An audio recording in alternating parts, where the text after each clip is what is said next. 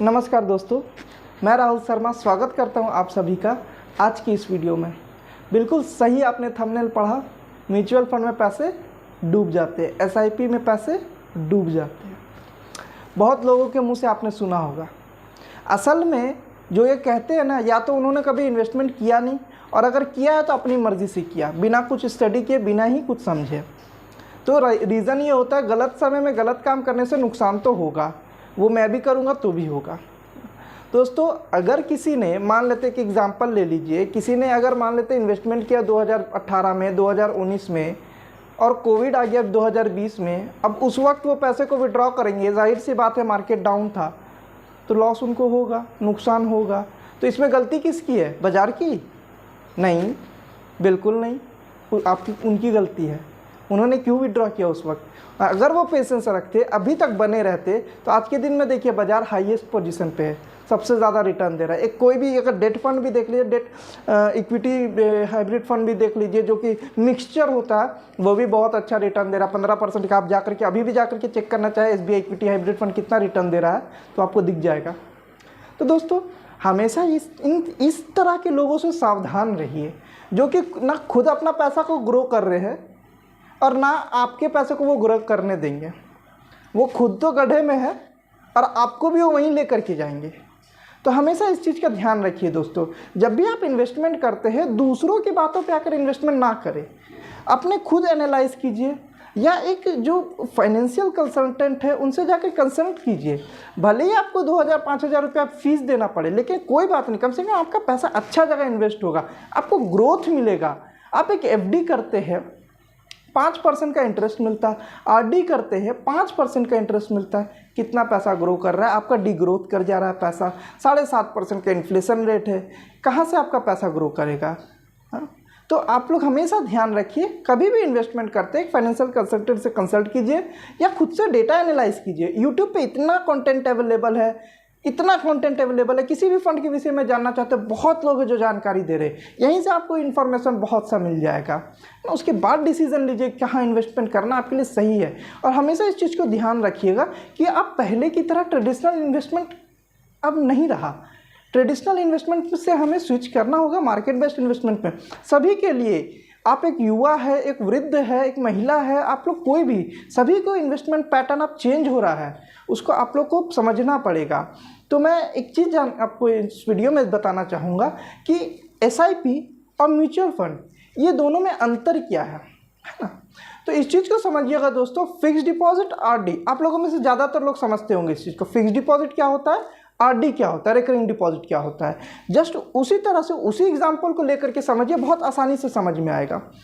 Fix deposit आप करते हैं, एक बार में 5 लाख, 10 लाख, 15 लाख, 50 लाख, जो आपकी इच्छा, आपने डिपॉजिट किया। अब उसमें या तो आपको इच्छा है तो आप इंटरेस्ट लेते रहते हैं, month on month, quarterly, half yearly, आपकी इच्छा होती है, या नहीं लेते तो एक्यूमुलेट होकर के at the end of the year या जब भी मैच्योर होता है तो वो आपको फिर मिलता है। ठीक है। जस्ट उसी तरह से जब आप म्यूचुअल फंड में लमसम इन्वेस्टमेंट करते हैं तो आप एक बार में अपने पैसे को म्यूचुअल फंड में इन्वेस्ट करते हैं।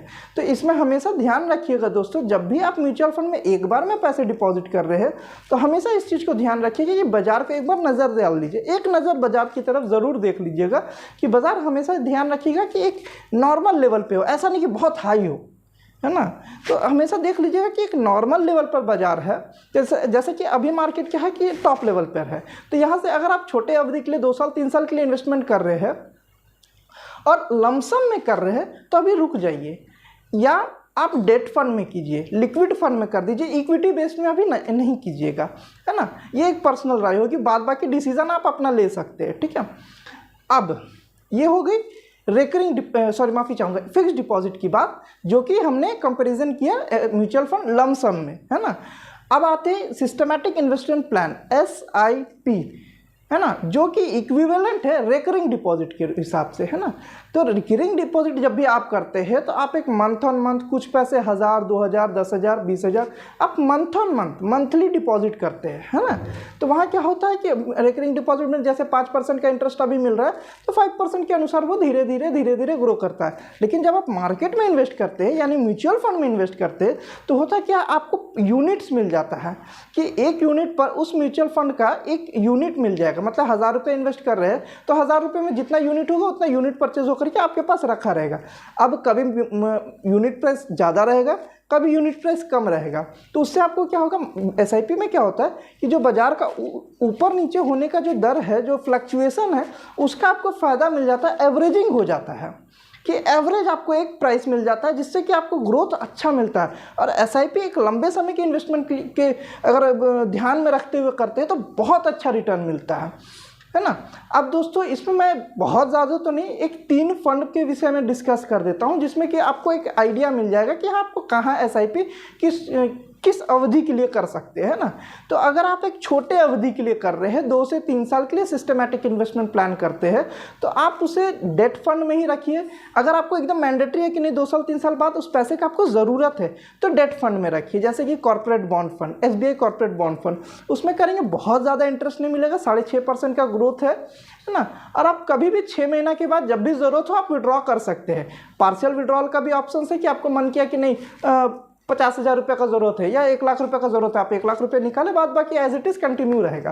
अगर आप थोड़ा सा लंबा समय दे सकते हैं, 5 साल 7 साल का समय दे सकते हैं, तो आप इक्विटी हाइब्रिड फंड में भी इन्वेस्ट कर सकते हैं, ब्लू चिप फंड में भी इन्वेस्ट कर सकते हैं। इक्विटी हाइब्रिड फंड का अभी का रिटर्न अगर आप देखें तो 1 साल का रिटर्न आ रहा 15%।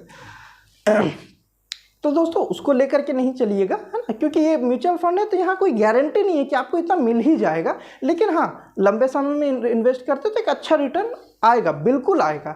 ठीक है। अब दोस्तों अगर आपको समय काफ़ी ज़्यादा दे रहे हैं, मतलब 10 साल 15 साल 20 साल तक समय दे सकते हैं, तो आप एसबीआई स्मॉल कैप फंड में एक फ़ंड ज़रूर रखिए। एक छोटा फंड हो, 1000 2000 का फंड हो। अगर मान लेते हैं मैं बाइफरकेट करूँ, अगर आप 10,000 रुपये का एसआईपी कर रहे तो उसे डिवाइड कर दीजिए, कुछ कॉर्पोरेट बॉन्ड में रखिए, कुछ ब्लू चिप में रखिए, कुछ इक्विटी हाइब्रिड में रखिए और कुछ स्मॉल कैप में रखिए। स्मॉल कैप एक ऐसा फंड है दोस्तों जो कि आपको बहुत बड़ा ग्रोथ देगा, बहुत बड़ा यानी कि बहुत बड़ा, लगभग 24-25% का तो ये मैं एवरेज रिटर्न बता रहा हूँ। इससे ज़्यादा का भी आ सकता है अगर आप ज़्यादा समय दें।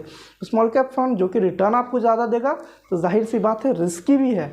आप अगर मान लेते हैं जिस वक्त विड्रॉ करने जा रहे हैं उस वक्त अगर बाज़ार अच्छा नहीं है तो आपको नेगेटिव भी पैसा मिलेगा। नेगेटिव मतलब भारी डिग्रोथ मिल सकता है आपको, तो इस चीज़ के लिए हमेशा तैयार रहिएगा। तो स्मॉल कैप में फंड में जब भी इन्वेस्ट करते हैं तो उसको लंबा समय दीजिए। साथ ही साथ समय लंबा देने के बावजूद आप हमेशा ध्यान रखिए कि पैसा जब आप विड्रॉ करने जा रहे हैं तो आप हमेशा ध्यान रखिएगा कि बाज़ार एक अच्छे लेवल पे है। ऐसा नहीं कि किसी तरह कोई क्राइसिस चल रहा है और उस वक्त आप उस पैसे को विड्रॉ कर रहे हैं, तो जाहिर सी बात है आपको नुकसान भी हो सकता है। इस चीज़ का हमेशा ध्यान रखिएगा। ठीक है दोस्तों।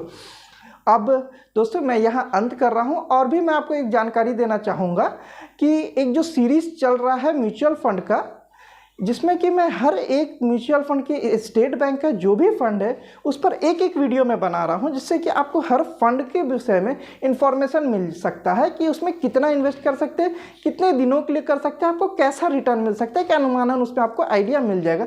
तो उसे ज़रूर देखिए, आपको बहुत क्लियरिटी आएगा। तो दोस्तों अगर आप इस चैनल पर नए आए हैं तो सब्सक्राइब ज़रूर कर लीजिए, बेल आइकन ज़रूर प्रेस कर लीजिए। अगर आपको ये वीडियो अच्छा लगा तो इसे लाइक कीजिए, शेयर ज़रूर कीजिए दोस्तों, ताकि आपको अगर फ़ायदा मिल रहा है तो आपके भी कुछ रिलेटिव्स हो, मित्र हो, दोस्त हो जो कि इन्वेस्टमेंट के लिए प्लानिंग कर रहे हैं, तो उनको भी इससे हेल्प मिले। तो दोस्तों आप सबों का बहुत बहुत धन्यवाद।